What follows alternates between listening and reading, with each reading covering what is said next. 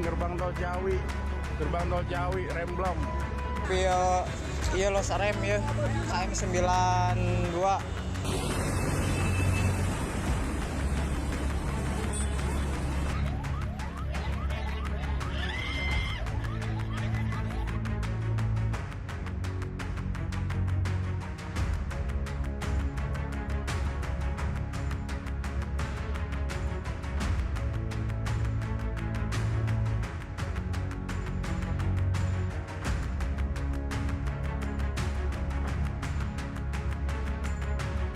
Jadi sebenarnya awal-awalnya itu kan dulu tuh bukan istilahnya odol, tapi lebih pada pengertian overload. Overload itu artinya kelebihan muatan gitu ya. Nah, namun dalam perkembangannya ternyata kelebihan muatan tidak bisa mencukupi pembiayaan untuk mengangkut, makanya harus dimensinya ditambah lagi. Jadi overdimensi, overload. Ya, jadi overdimensi itu lebih pada untuk mengangkut atau tidak mengangkut itu sudah melanggar aturan, gitu ya. Nah, kalau overload atau muatan lebih, ini bisa diketahui jika truk itu melalui jembatan timbang atau istilah di perumahan itu UPPKB, unit pemeriksaan kendaraan bermotor, pengawasan dan pencatatan. Tapi kalau masyarakat sudah menyebutnya jembatan timbang. Ya. Nah, truk-truk yang over dimensi, ya belum tentu dia itu adalah overload. Ya, bisa juga sebaliknya, truk-truk yang overload belum tentu dia over dimensi. Karena kembali pada pengertian awalnya, dulu itu tidak ada overdimensi, overload. Nah, overdimensi itu kalau dulu berisiko karena dia dilakukan kendaraan ada KIR ya, KIR itu setiap 6 bulan. KIR itu nanti dia mengukur salah satunya ya ketinggiannya truk itu, bak truknya, lebarnya, panjangnya. Nah, kalau overdimensi itu biasanya dia tingginya melebihi kapasitas dan menambah panjang. Saya kira petugas KIR tidak semuanya begitu. Ada beberapa KIR yang cukup bagus juga, tapi tidak banyak ya. Karena praktek itu ditambah juga ada namanya itu nitip uji. Bagus tujuannya, karena kendaraan itu kan selalu berjalan. Dia katakanlah kendaraannya harus ujinya di Surabaya. Tapi pada tanggal yang sama itu sedang dipakai pengangkut barang sampai ke Jakarta malah. Apakah nggak jadi berangkat kan sayang, dia dapat order kan? Ya sudah, ngujinya di Jakarta atau di kota lain sepanjang jalan itu boleh. Nah, tujuannya sederhana ada itu Bang. Tapi dalam prakteknya disalahgunakan. Artinya KIR ini ada surat, kendaraannya nggak diuji. Praktek itu masih ada sampai sekarang. Nah, KIR ini dilakukan oleh daerah. Nah, susahnya gitu. Tekanan kepala daerah, oknum kepala daerah, tekanan oknum DPR, penguasa daerah itu ada. Ditambah sekarang KIR itu tidak bayar lagi. Wah, malah nggak mau KIR sekarang. Belum lagi perusahaan angkutan dibebani namanya pungli. Nah, punglinya itu kata sopirnya bilang, Pak, itu mulai yang baju seragam sampai nggak pakai baju. Saya kalau ke jembatan timbang sering mendengar itu yang pakai baju seragam telepon kepala jembatan timbang, minta diloloskan dan sebagainya. Mengancam juga ada. Pungli kita itu luar biasa. Digaji tinggi pun masih pungli juga. Nah, ini masalah perilaku. Makanya perlu pengawasan.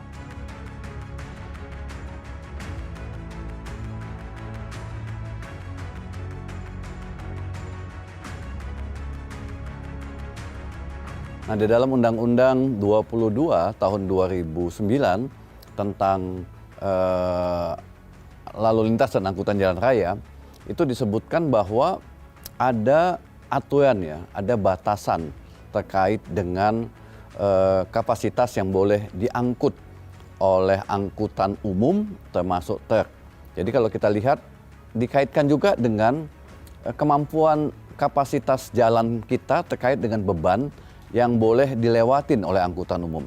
Kalau kita mengacu pada pasal 19 ya, Undang-Undang nomor 22 tahun 2009 tentang lalu lintas dan angkutan jalan raya, itu ada 4 kapasitas jalan ya yang diatur di Indonesia. Dan kapasitas yang paling berat itu adalah dengan kapasitas angkutan yang paling tinggi adalah 10 ton.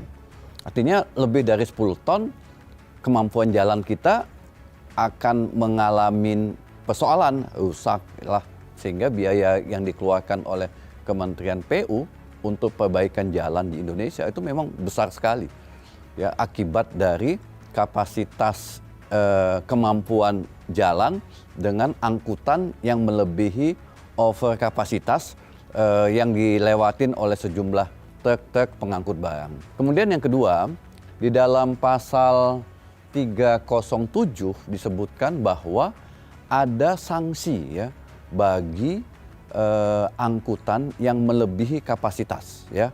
Nah, tapi sanksinya sangat rendah dan sanksi itu hanya ditujukan sayangnya kepada supir, yaitu ancaman pidananya 2 bulan kurungan dan atau denda Rp500.000, sehingga ketentuan yang diatur di dalam pasal 307 Undang-Undang 22 tahun 2009 ini ya sering ditabrak ya. Mendingan mereka bayar Rp500.000 daripada mengurangi beban angkutannya yang kita sebut dengan odol tadi itu ya.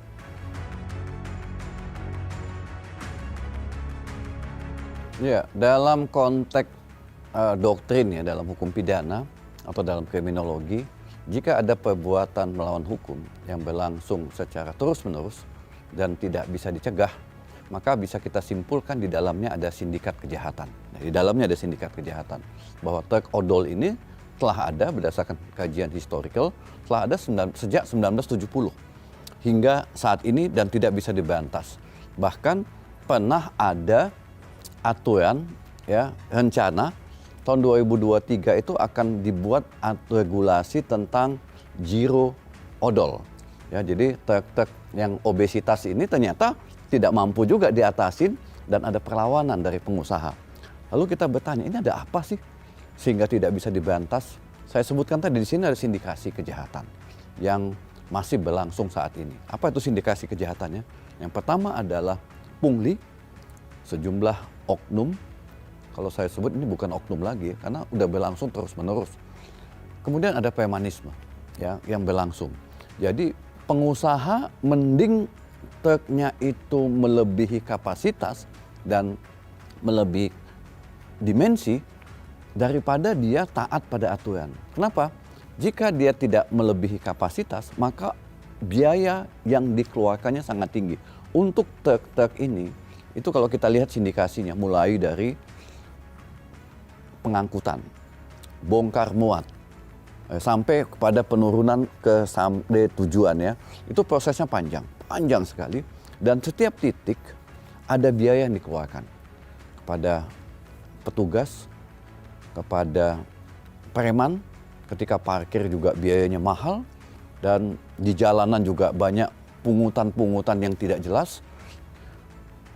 Jam atau waktu yang dilalui untuk bongkar muat juga memakan waktu yang panjang, sehingga biaya parkir juga tinggi. Jadi ada sejumlah biaya siluman yang harus dikeluarkan oleh pengusaha jika dia mengangkut satu barang. Dengan demikian, jika dia tidak odol, maka biayanya makin besar, mendingan dia odol. Tetapi odolnya ini memang luar biasa ya. Misalnya tadi saya sebutkan, kapasitas jalanan kita kan cuma 10 ton. Tapi dalam praktek kita menemukan truk-truk obesitas itu bisa sampai 23 ton. Bahkan KNKT menemukan 35 ton. Ya.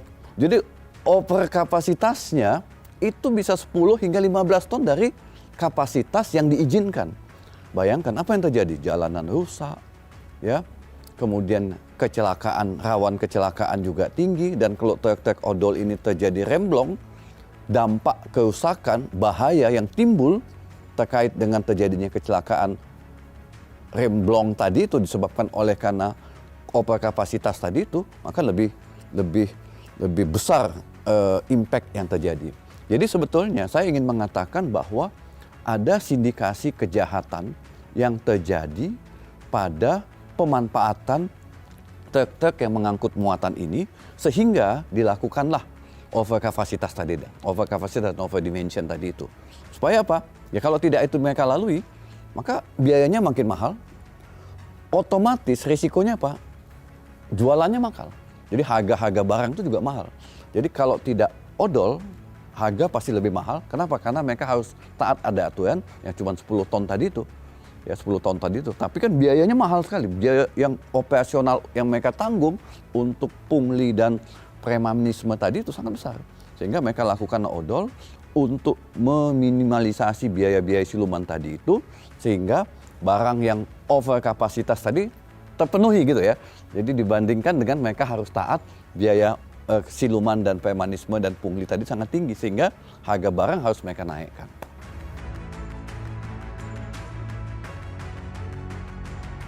Ya, jadi ini odol ini tidak hanya menjadi tanggung jawab Kementerian Perhubungan ya.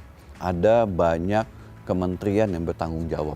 Kementerian Perhubungan, Kementerian PU, Angkutan Jalan, terutama Direktorat Angkutan Jalan, Jasa Marga, ya, Kementerian Perdagangan, Kepolisian Republik Indonesia, ya, itu yang berkaitan dengan upaya dan KNKT tentunya ya, Komisi Nasional Penanggulangan Kecelakaan ya, itu juga bertanggung jawab. Itu kementerian-kementerian dan lembaga non kementerian yang bertanggung jawab untuk menangani masalah odol ini. Tetapi tentu harus ada satu kementerian yang ditunjuk secara khusus oleh Presiden sebagai kaptennya, ya. Karena tadi kementeriannya sangat kompleks ya, jadi harus ditunjuk satu kementerian untuk menangani masalah odol ini. Tetapi tadi itu saya sebutkan, ada banyak kementerian yang memiliki relevansi, relasi terkait dengan penanggulangan masalah odol ini. Dan satu lagi memang penegakan hukum ya. Jadi bagaimana Kepolisian Republik Indonesia bisa mengeliminasi sindikasi odol ini, ya, menegakkan hukum terkait dengan terjadinya pungli yang sampai sekarang belum bisa diberantas, menegakkan hukum terkait dengan premanisme yang masih merajalela dan memanfaatkan dan memeras pengusaha dan supir di jalanan, dan juga biaya-biaya siluman lainnya yang harus dibebankan kepada supir dan kepada pengusaha. Kalau ini tidak dilakukan, maka odol ini hingga saat ini tidak bisa diatasi. Iya mobil Los Rem ya, KM 92.